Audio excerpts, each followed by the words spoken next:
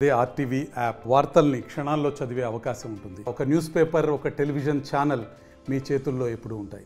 తెలంగాణ రాష్ట్ర వ్యాప్తంగా ముందుగా రాజధాని నగరంలో, దాని తదుపరి అన్ని జిల్లాల్లో కూడా ఎక్కడైతే చెరువులు ఆక్రమణకు గురైనాయో వాటిని తిరిగి చెరువులను పునరుద్ధరించడానికి రేపొద్దున ఈ యొక్క భౌగోళిక పరిస్థితుల్లో వాతావరణ కాలుష్యాన్ని నుంచి వాతావరణాన్ని పరిరక్షించుకోవడానికి, పర్యావరణాన్ని పరిరక్షించుకోవడానికి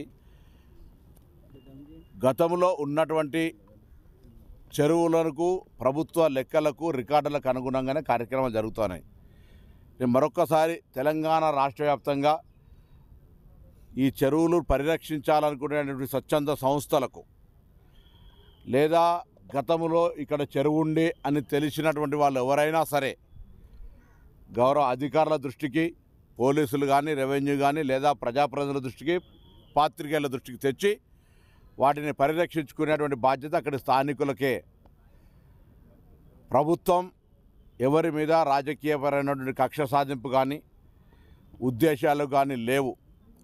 దీనికి ప్రజల నుంచి వస్తున్న స్పందన, రాష్ట్ర వ్యాప్తంగా ప్రజలు ఈ అంశాన్ని హర్షిస్తూ ఉన్నారు. అనేక సందర్భాల్లో ఎక్కడైనా అన్యాయంగా జరిగిందంటే తప్పకుండా మీరు న్యాయస్థానాలు ఉన్నాయి.